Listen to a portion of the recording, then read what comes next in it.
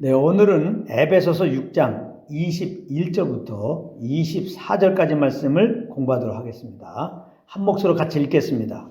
시작. 나의 사정 곧 내가 무엇을 하는지 너희에게도 알리려 하노니 사랑을 받은 형제여 주 안에서 진실한 일꾼인 두기고가 모든 일을 너희에게 알리리라. 우리 사정을 알리고 또 너희 마음을 위로하기 위하여 내가 특별히 그를 너희에게 보내었노라. 아버지 하나님과 주 예수 그리스도께로부터 평안과 믿음을 겸한 사랑이 형제들에게 있을지어다. 우리 주 예수 그리스도를 변함없이 사랑하는 모든 자에게 은혜가 있을지어다. 아멘. 오늘 이 말씀을 공부하겠는데요. 이 말씀을 끝으로 아쉽지만은 에베소 강해를 마치도록 하겠습니다. 그리고 다음 주부터는 갈라디아서를 공부하겠습니다. 그러므로 앞으로는 갈라디아서를 많이 묵상하고 또 오시길 바랍니다. 오늘 본문은 두기고를 보내어서 에베소 성도들에게 바울이 자기의 사정을 알리고자 한 이유를 말씀하고 있는 것입니다. 그것은 자기의 사정을 알리고 에베소 성도들의 마음을 위로하기 위해서 두기고를 그래서 이제 보냈다는 것인데요. 그렇다면 바울이 알리고자 했던 그 사정이 무엇일까요? 바울은 이 에베소서를 쓸 당시 감옥에, 구체적으로 말하자면 가택연금 상태였습니다. 그러니까 감옥 살아가기가 너무 힘들어서 그 사정을 알리려고 한 것일까요?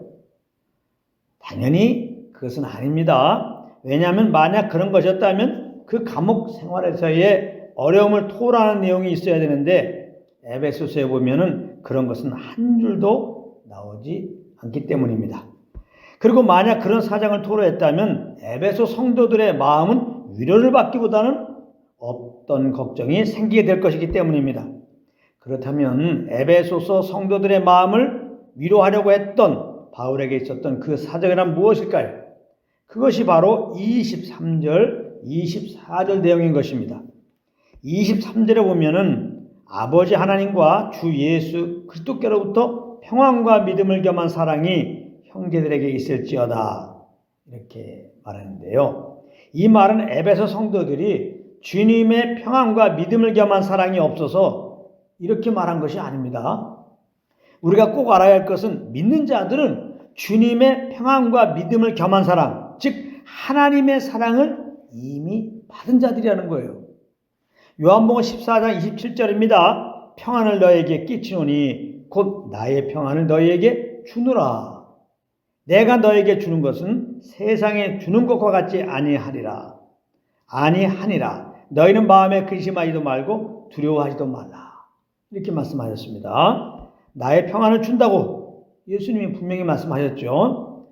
우리는 예수님의 그 십자가의 보혈로 말미암아 죄 사함을 받고 하나님과 화평의 관계가 된 자들입니다. 무엇보다도 믿는 우리들 가운데 오신 성령님은 평안의 영이신 것입니다. 그러므로 믿는 우리들은 주님의 평안을 이미 받은 자들이에요. 그런가 하면 로마서 5장 5절에 보면은 우리에게 주신 성령으로 말미암아 하나님의 사랑이 우리 마음에 부음받음이니 이렇게 말씀하고 있습니다. 그러니까 우리는 이미 주님의 사랑을 받은 자들이에요. 그렇다면 왜 사도 바울은 에베소 성도들에게 주님의 평안과 사랑이 있을지어다 라고 했을까요? 그것은 그 받은 평안과 사랑을 누리지 못하고 있어서 그런 것입니다. 그러면 어떻게 주님이 주신 평안과 사랑을 누릴 수 있을까요? 그것은 주님의 평강과 사랑으로 오신 성령님과 교통 속에서 그 인도함을 따라 살면 되는 것입니다. 에베소 교회는 유대인으로서 믿는 자들이 있었고 이방인으로서 믿는 자들이 있었습니다. 그러다 보니까 이 둘이 연합해서 주님을 섬기는 부분에서 일치가 되지 않는 부분들이 많이 나타나게 되었던 것입니다. 아무래도 유대인 성도들은 믿었을지라도 선민사상과 율법주의 사상이 남아있어서 이방인 성도들과 가까이 지내기가 껄끄러울 수가 있었던 것이고 그러다 보니 이방인 성도들 역시 편하게 유대인 성도들과 연합되기가 힘들었던 것입니다. 그러다 보니 그들은 주님께 받은 평안과 사랑 안에 거하지 못하고 있었던 거예요. 그래서 바울은 에베소 2장에서 보면은 오직 그리스도의 은혜로 인하여 믿음으로 말미암아 구원받은 사실을 강조하면서 그리스도의 피로 가까워졌으니까 이제 한 성령 안에서 함께 아버지께 나아갈 것을 권면했던 것입니다. 여러분, 우리들은 허점이 많은 참 연약한 자들입니다. 그렇기 때문에 우리가 함께 주님을 섬기다 보면 그 연약함들이 충돌하여서 마음이 나뉘게 되고 그만 주님의 평안과 사랑을 누릴 수 없게 되는 경우가 있는 것입니다.